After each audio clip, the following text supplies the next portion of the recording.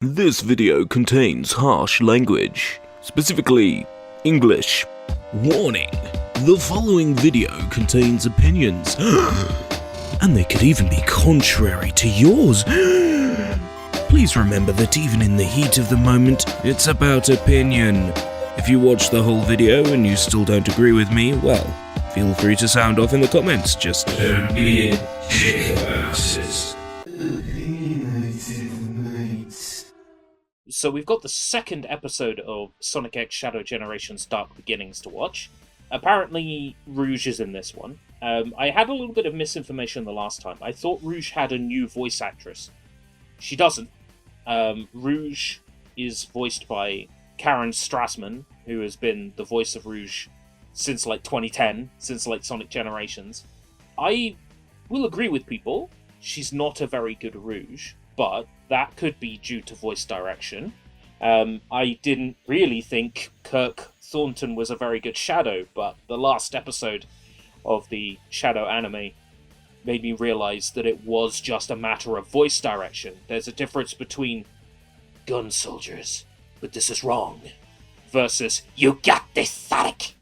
Same guy, but completely different voice direction. So I think the same might be true about Rouge, and we might be pleasantly surprised with how Rouge sounds in this. A lot of people are unhappy with Rouge's voice actress as a person, but I think we will get into this at the discussion at the end. So let's go ahead and watch this episode. We've got epilepsy warning again. Sonic X Shadow. Yaoi ship. Dark Beginnings.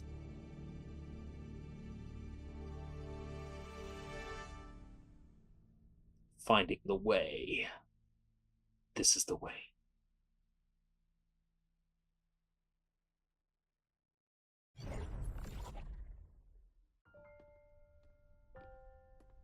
Maria. How'd you solve a problem like Maria? A bullet through the heart, apparently. What? Hold on! Hold on! It's Heterochromia from the Shadow the Hedgehog game. Shadow? And he's called Abe. Maria. Wasn't that a thing in Archie comics? It's just the professor created. It's that boy. alien DNA. Oh. The black Yes. arms, he called them. The same This is straight up a sequel to Shadow the Hedgehog. This Crazy. ugly, heartless creature. I may look like a hedgehog, but I'm really no different than this thing. It's not even remotely true. It's not true. You have a Thank big you. heart. It may be difficult for you to express it, but I know that deep down you really do care. About me. About everyone. What you do is what defines you.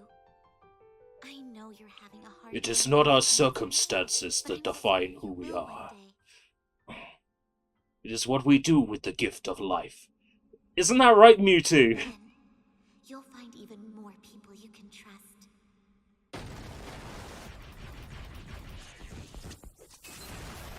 Yo! Hold up. Is that like the level from Sonic Adventure 2?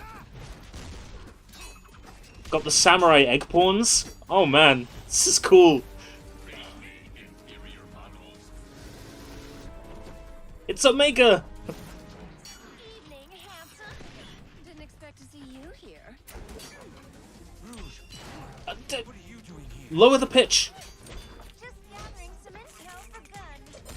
I convinced Omega to be my backup. What's your story? I need a spacecraft to reach the Ark. I have reason to believe the Black Arms have returned. Well, you're out of luck here. This is just a supply depot.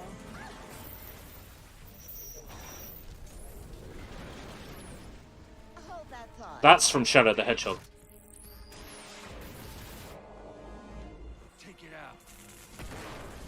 out. That's a boss from Shadow the Hedgehog.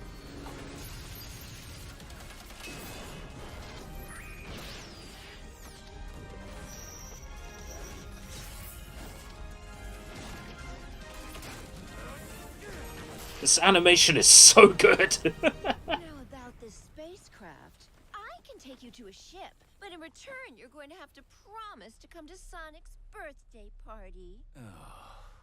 I'll take that as a yes. Now then, interested in raiding a gun base? Oh, that was short. Blah, nothing happened. Amazing animation, but nothing happened.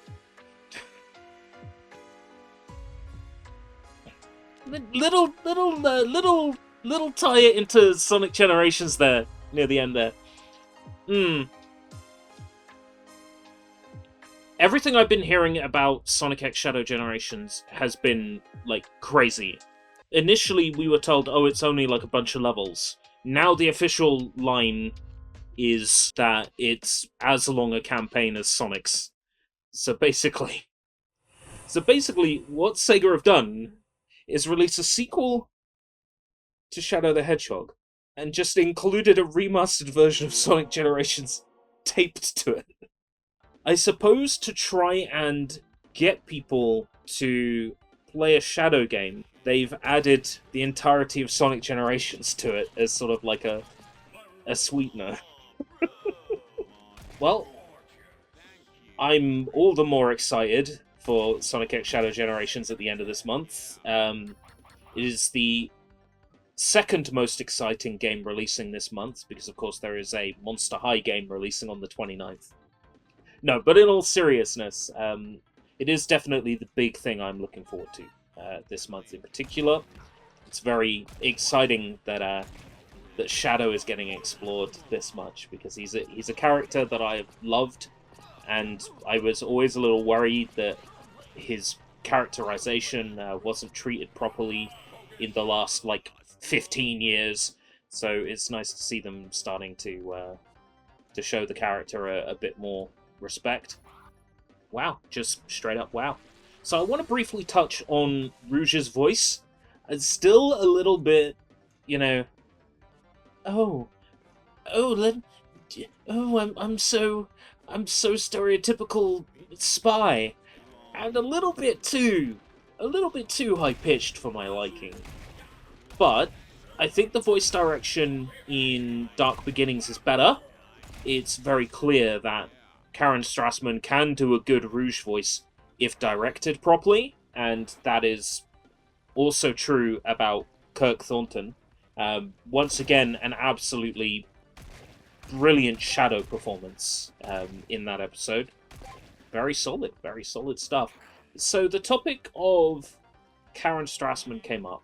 A lot of people online are bothered by Karen's, let's call them, extreme right-wing views, but there's a little thing called separating the art from the artist. Some of the things that I absolutely love have been made by absolutely terrible people.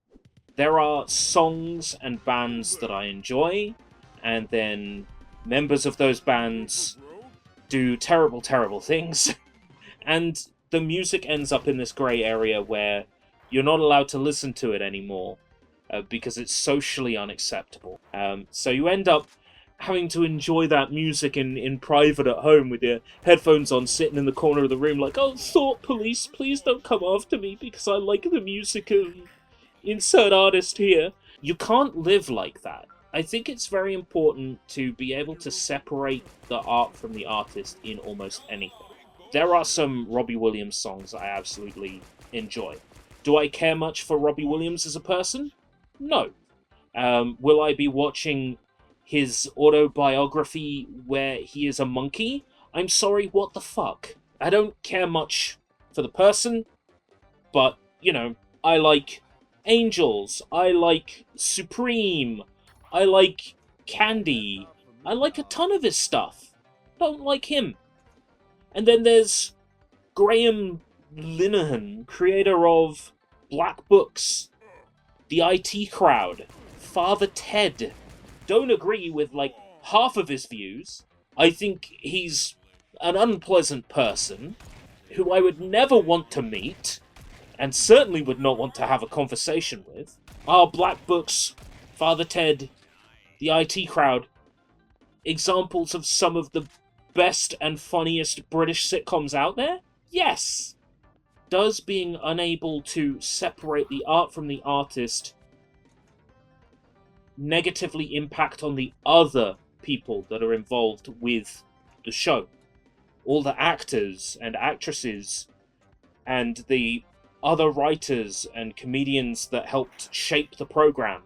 It does negatively impact on them.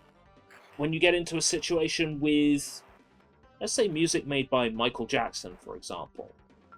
Along came the Neverland documentary, and, you know, Disney, Fox, stops playing Stark Raving Dad. One of the best Simpsons episodes that you can't watch. I'm not saying one of the best Simpsons episodes, because it's not. It's from Golden Age of Simpsons, but I wouldn't particularly consider it a good or a great episode of The Simpsons. But the point is, it's one of the best Simpsons episodes you're not allowed to watch. And why are you not allowed to watch it? Because of controversy regarding Michael Jackson. So that episode that was worked on by a group of animators, a group of writers, you're now not allowed to watch because there was a guest voice that was allegedly by Michael Jackson. And there is a character in the episode pretending to be Michael Jackson. So now you're not allowed to watch it. We could go for a more British example. There's an episode of the Tweenies that you're not allowed to watch anymore because the grandpa uncle character does a Jimmy Savile impression. That's just funny to me. It's not even a good impression. It's as cringe as it comes. We should be able to have the freedom to appreciate that media. We should have the freedom to be able to learn from it. Disney refusing to release Song of the South, is that Disney protecting people from a negative, harmful stereotype? Perhaps. Is that also Disney making it so people can't learn from that stereotype? Not to learn to act or follow that stereotype, but to learn from it and learn not to further perpetuate that harmful stereotype. By taking access away from Song of the South, nobody has an opportunity to learn from that mistake. Refusing to consume media because of somebody's views today leads to removal of that media and censorship of that media when the young people of today become the people in power and the people making the decisions in the future. I think what's best for society is a scenario where everything is immediately accessible and we can learn from it, rather than things being closed off, shunned, pushed away. To watch this specific episode of The Simpsons, you need this particular box set. To be able to watch this offensive Disney short, you have to wait for it to enter the public domain, otherwise you have to go to the Library of Congress or something to make like an in-person appointment to watch it. It's stupid. Everything needs to be immediately accessible so that we as a society can learn from that and learn not to make those mistakes. When you buy a Tom and Jerry DVD, for example, nowadays, or a Warner Brothers DVD, like a Looney Tunes, there will be a warning at the start of the DVD, just a little disclaimer that says the views of this time were this, they were never okay, and then you don't end up in a situation you're putting out a product that is heavily censored. But it's important that they are available to be studied, to be learned from. Not to learn how to act, but to learn how not to act. How the fuck did we get here from Karen Strassman? But that's just my opinion. What's yours?